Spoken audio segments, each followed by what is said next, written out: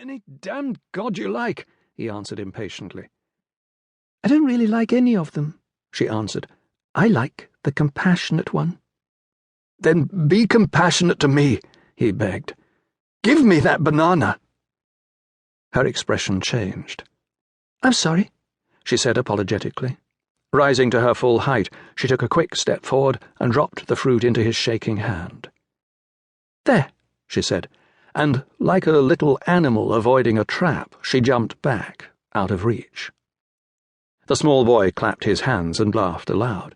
She turned and said something to him. He nodded his round head and, saying, "Okay, boss," trotted away through a barrage of blue and sulphur butterflies into the forest shadows on the further side of the glade. "I told Tom Krishna to go and fetch someone," she explained. Will finished his banana and asked for another, and then for a third.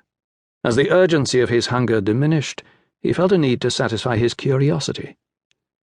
"How is it that you speak such good English?" he asked. "Because everybody speaks English," the child answered.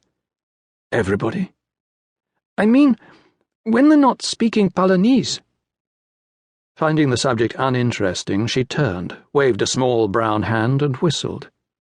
"Here and now, boys," the bird repeated yet once more, then fluttered down from its perch on the dead tree and settled on her shoulder. The child peeled another banana, gave 2/3 of it to Will, and offered what remained to the miner. "Is that your bird?"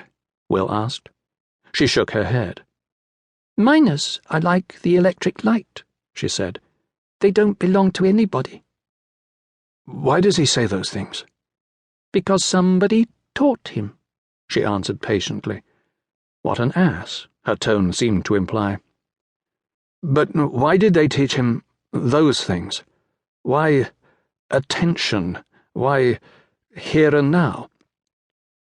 "Well," she searched for the right words in which to explain the self-evident to this strange imbecile. "that's what you always forget, isn't it? I mean, you forget to pay attention to what's happening, and that's the same as not being here and now." "And the miners fly about reminding you? Is that it?" She nodded. That, of course, was it. There was a silence. "What's your name?" she inquired. Will introduced himself. "My name's Mary Sarojini MacPhail." MacPhail? It was too implausible. "MacPhail," she assured him. "And your little brother is called Tom Krishna?" She nodded. "Well, I'm damned." "Did you come to Pala by the airplane?" "I came out of the sea." "Out of the sea? Do you have a boat?" "I did have one."